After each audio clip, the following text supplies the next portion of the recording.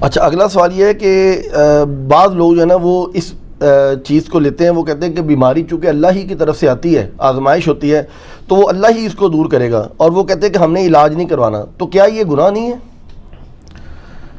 حرام ہے جی، علاج کرانا تو ضروری ہے۔ نبی علیہ السلام سے باقاعدہ پوچھا گیا ہے، ابو داؤد ترمذی کے اندر حدیث موجود ہے کہ نبی صلی اللہ علیہ وآلہ وسلم سے پوچھا گیا، یا رسول اللہ جب ہم بیمار ہو جائیں تو علاج کروائیں؟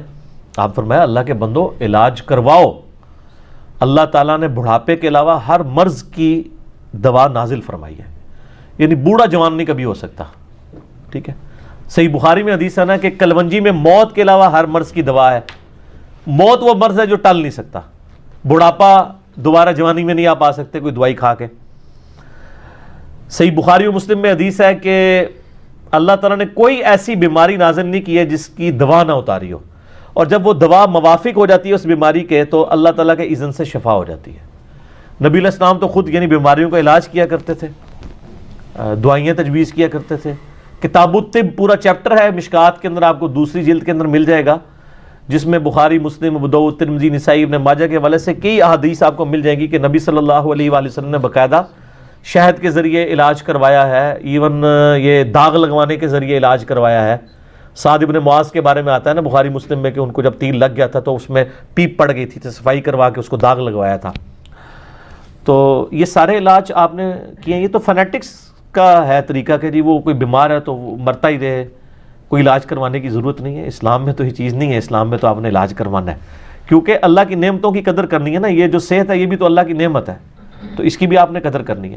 اچھا، یہ بیماری کے علاج کا تو پوچھتے ہیں، ان کو پھکی دیا کریں، ان کو کہیں کہ جب آپ بھوکے ہوتے ہیں تو روٹی بھی نہ کھایا کریں، ٹھیک ہے نا۔ وہ بھی تو ایک کمزوری آپ کے اوپر آتی ہے نا، جیسے بیماری ایک پریشانی اور کمزوری آپ کے ساتھ اٹیچ ہے۔ اور اس سے اگلی بات بہت خطرناک ہے، جب پیشاب آئے تو پیشاب بھی نہ کیا کریں۔ وہ کوئی سوال نہیں پوچھتا کہ جی میں پیشاب روک لوں یہ کر لوں، وہ روک بھی سکے نہیں روک سکتا، کوئی بھی نہیں روک سکتا۔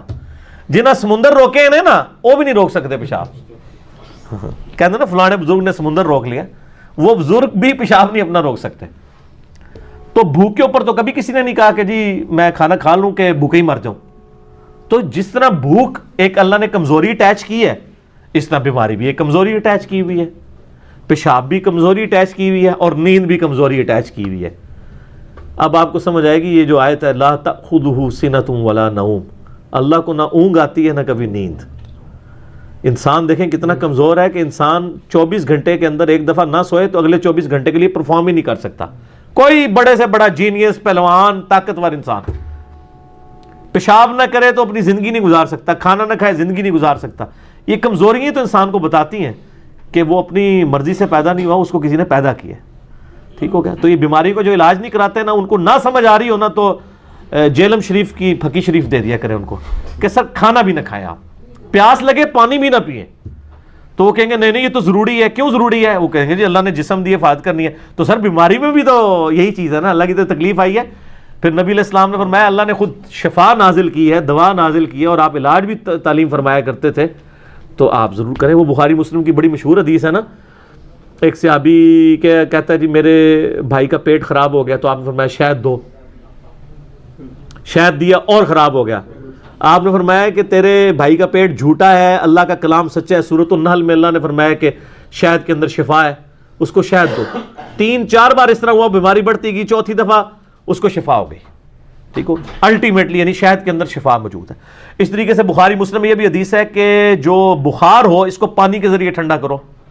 یہ تو آپ علیہ السلام نے دوا کو، علاج کو تعلیم فرمایا حکمن کہ اس کو ٹھنڈا کرو۔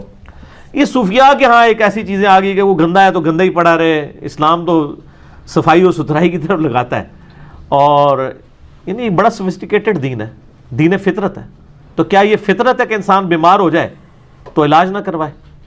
کیا یہ فطرت ہے کہ انسان پیاسا ہو تو پانی نہ پیے؟ کیا یہ فطرت ہے کہ بھوکا ہو تو کھانا نہ کھائے؟ یہ نیچر سے ہٹ کے چیزیں۔ تو اسلام دین فطرت ہے، اس کو دین فطرت رہنے دیں۔ اچھا، اسی ضمن میں ایک ساتھ سوال ہے کہ اللہ کے نبی کریم صلی اللہ علیہ وسلم خود بھی تو حجامہ کروایا کرتے تھے۔